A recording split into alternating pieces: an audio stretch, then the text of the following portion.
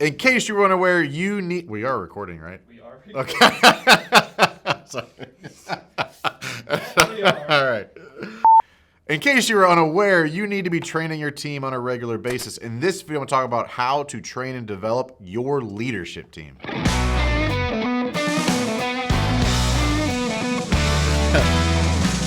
Hey everybody, I'm Mike Claudio, owner of WinRate Consulting and host of the Big Stud Sales Podcast. Please subscribe so Ryan stops yelling at me. Subscribe! The podcast, Big Stud Sales, Ryan's the co-host. Ryan was there, hashtag.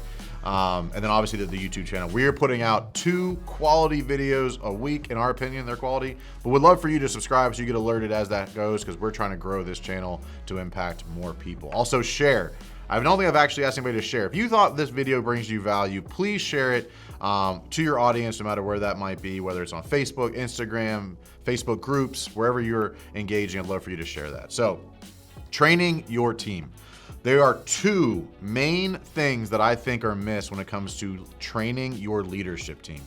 First is hire people that are smarter than you. This is not a new concept. I did not come up with this. But that doesn't mean they need to be like you. I see a lot of people that hire people that are like them, think like them, talk like them, act like them.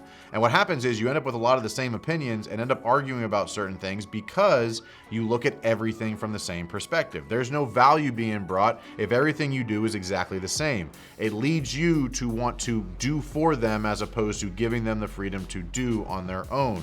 You have to give that person who should be smarter, better than you at that thing, which is why I hire Ryan to do my video. He's better than me. That's a good thing to do. I don't tend to try to argue with Ryan. I push back sometimes, but it's good to have somebody with an alternative perspective to help keep you humble. So when you hire that leadership team, first thing, you have to onboard them in a way that sets the expectation from the beginning. I'm going to talk about core values. I'm not going to dig deep into it. But the first thing, when you hire that person who might have different perspectives better than you, you have to understand and give them the lane that they are free to operate in. The best way to do that is to set the core values of the business. If you're going to make decisions for my company, they have to match these core values. If you have not built core values yet, I'm not going to dig into that today. Search for that video, reach out to me, I can help you with that. But core values is how you go about doing that. The second thing that I see when you, okay, let's say you've done that. You've onboarded, they know the core values. The second mistake I see happen a lot when leading and developing your leadership team is you do not give them ownership of their role. You oversight, you micromanage, you keep your thumb on them, you're checking back on everything, you're anxious about what they're doing or not doing. You need to give them the range to accomplish their goal within the lanes, within the guidelines, but allow them to make decisions on their own. Here's how you go about doing that. Here's how you go about giving your leadership team permission to take initiative. The first step is to give them the goal and then tell them to present back to you their plan. Not, hey, go take care of this, let me know how it goes. It's, hey, we need to accomplish this. Come prepared next week to tell me how you would go about accomplishing that, or later today or tomorrow, whenever the time domain is. But give them the goal, allow them to create the plan and deliver it back to you. This allows them to create their own version of it and you to guide it, critique it, make changes, or scrap it completely.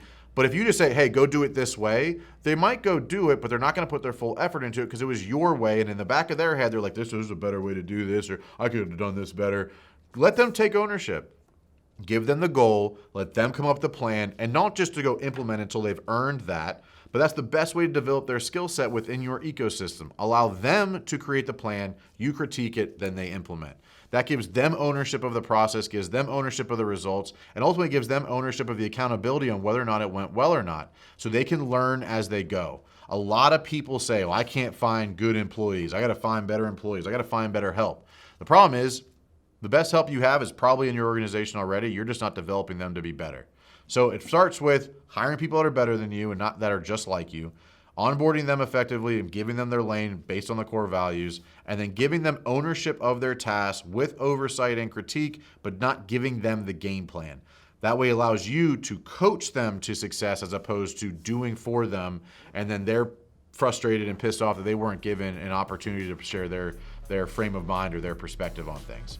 I think I said there were 2. I think that's actually 3 items, so I apologize, miscount. I kind of got a little carried away on that one. But ultimately, it is your job to give them the skill sets to be more valuable for you. Most employees are looking for you to do that.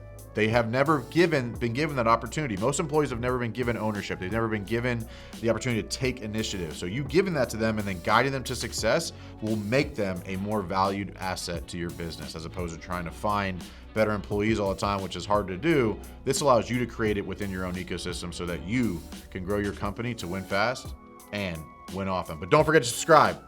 Subscribe, please. We need you.